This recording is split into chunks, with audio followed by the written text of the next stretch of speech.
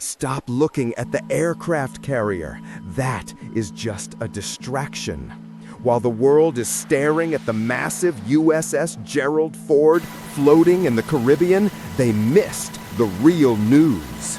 Satellite images, which are now being scrubbed from the internet, captured a Russian Antonov cargo plane landing in Caracas at 3 a.m. yesterday.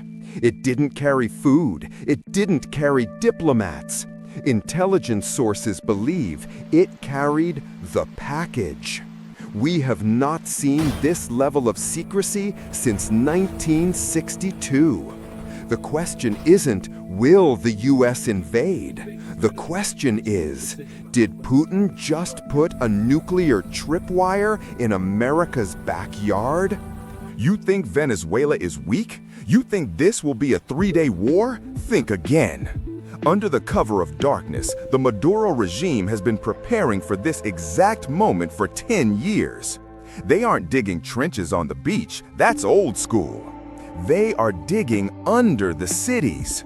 Reports suggest that Chinese engineers have helped build a massive network of underground tunnels and bunkers beneath Caracas.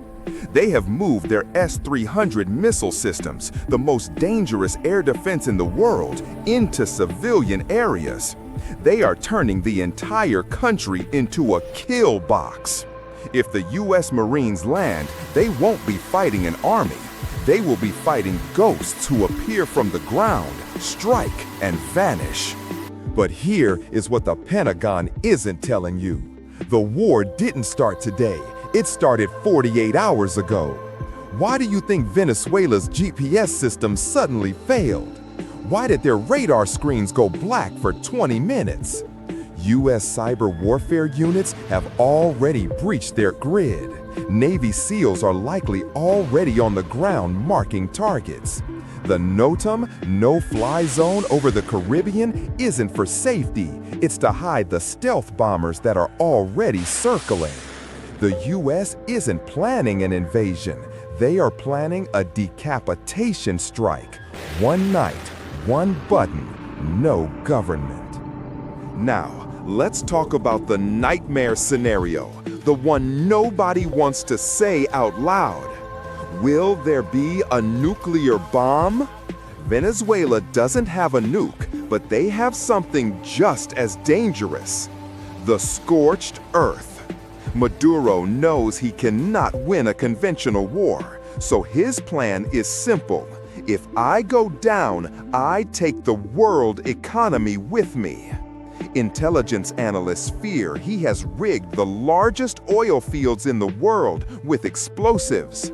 If the U.S. attacks, he blows the oil.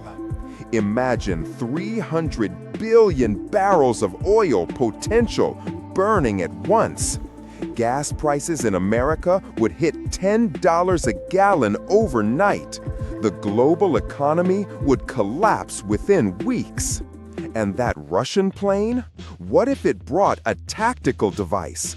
Not to launch at Florida, but to detonate on the beach if the Americans land.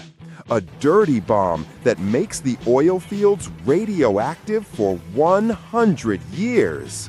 So, what happens the day after the war? Suppose the U.S. wins. Suppose Maduro falls. Do you think it's over? No. That is when the real hell begins. Millions of refugees flooding north. A civil war that spills into Colombia and Brazil. Gas prices that bankrupt American families. The U.S. thinks they are walking into a liberation, but they might be walking into the biggest trap since Vietnam. The ships are ready. The trap is set. And the Russian plane has unloaded its cargo. Welcome to the Silent Front.